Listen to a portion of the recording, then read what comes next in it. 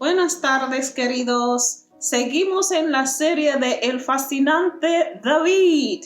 Le dije esta mañana que esta historia es tan fascinante que no podíamos hacer un solo video. En primer lugar, se cansarían ustedes. Y en segundo lugar, no podríamos hacerlo en un solo día. Esta bella historia, esta fascinante historia de David. Así que vamos a dividirlo en facetas. Esta mañana hablamos de David el padre y ahora vamos a hablar de David el profeta. La Biblia no enfatiza mucho sobre esta faceta de David. Sin embargo, sí sabemos que es profeta. Tenía su profeta exclusivo en su reino, en su reinado, pero David también era profeta. Dios le revelaba lo que tenía que hacer, lo que iba a suceder en su reinado, y también le revelaba lo que iba a pasar en el futuro, en muchas ocasiones.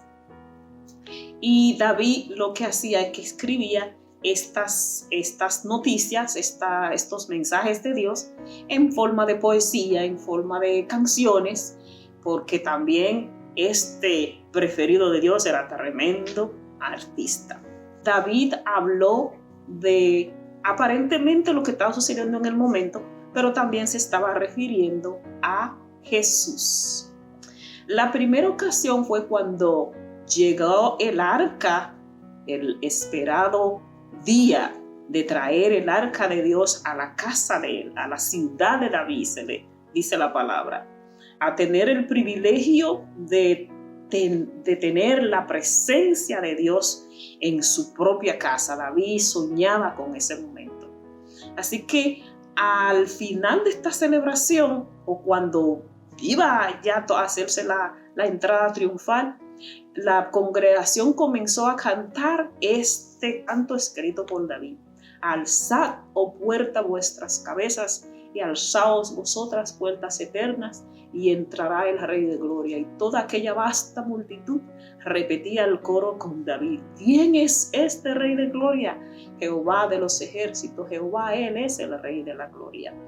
En el momento se estaba hablando de la entrada triunfal de la presencia de Jehová con su pueblo Israel. Sin embargo, también David estaba profetizando de la entrada triunfal de Jesús a Jerusalén. Bien, pero no vamos solamente a hablar de esta parte de David. Podemos encontrar más salmos, podemos encontrar más escritos de David que también están hablando de Jesús, que están profetizando acerca de Jesús. Pero vamos a hablar de qué sucedió con este profeta, este preferido de Dios, este ungido del Señor. ¿Por qué es tan fascinante la historia de este monarca del pueblo de Israel? Resulta que la Biblia habla de que este hombre, este rey, este hijo de Dios, este líder religioso, cometió un pecado. Y yo cuando leí aquí en la Biblia, en segunda de Samuel, y habla de toda la historia ahí de David y parte de Primera Reyes, yo decía, pero ¿cómo que el pecado de David? Si David cometió muchísimos pecados. Yo sé que la mayoría que me están escuchando saben cuál es el pecado de David, pero no todos lo sabemos. Yo no lo sabía hasta hace un tiempo. Sabía que era un pecador igual que nosotros, aunque era el preferido del Señor, el hombre de acuerdo al corazón de Jesús. Sin embargo, en la palabra de Dios dice específicamente cuál fue el pecado de David. Yo decía al Señor, porque a veces me pongo así a hablar con el Espíritu Santo, y digo, Señor, ¿será porque era uno de tus preferidos? Que le dijiste que cometió un solo pecado. Y en el Espíritu decía, hay un capítulo entero que dice el pecado de David. Y yo, ¿un pecado? Un solo. Pero no. La costumbre de este profeta, de este hijo de Dios, de este rey, era de ir hacia la presencia, a la presencia de Dios todos los días, y no una sola vez. Cada vez que él pensaba que era necesario. David, y lo dijo en uno de sus salmos, David deleitaba en hablar con Dios, en ir a presentarle a Dios su agenda del día, así como lo hacía Jesús también.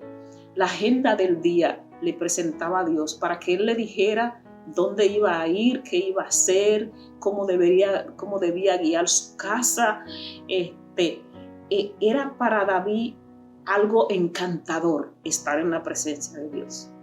Como todos ustedes o algunos de ustedes o muchos de ustedes habrán escuchado, David en una ocasión se quedó en su casa, se quedó en su aposento, se quedó en su cama, así que ni fue a la presencia de Dios, ni fue a la guerra como le tocaba ir ese día.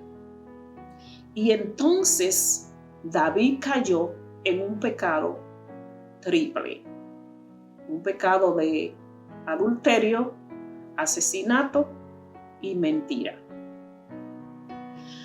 Y entonces yo me pongo a pensar, ¿será que nosotros somos distintos a David? ¿Será que Dios nos cuenta a nosotros los pecados que tenemos todo el tiempo? ¿O nos cuenta un pecado como se lo contó a David? El pecado de David, no sé si lo expliqué porque estoy hablando un poquito rápido, porque no quiero que el video sea muy largo. Pero el pecado de David consistió en no estar en la presencia de Dios una vez.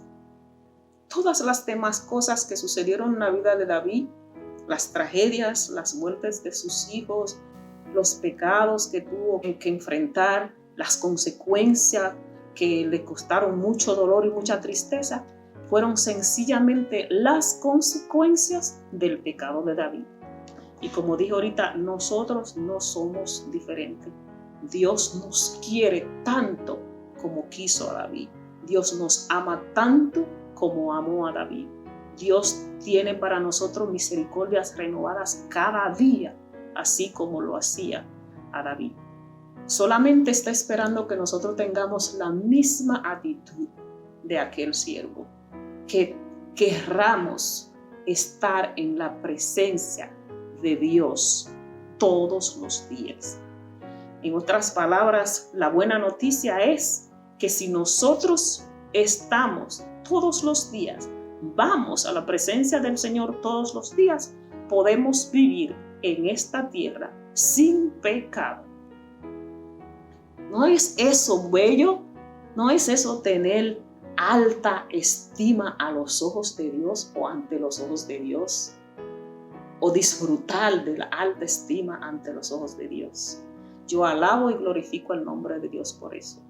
Las consecuencias de nuestras faltas las vamos a sufrir. Sin embargo, podemos evitarnos esos sufrimientos, podemos evitarnos esos dolores, podemos evitarnos esos fracasos, esas tristezas, si tan solo permanecemos en la presencia de Dios todo el tiempo, o si ponemos atención a la voz del Espíritu Santo que constantemente nos recuerda lo que debemos que hacer. Gracias, les quiero, les extraño, que Dios me les bendiga.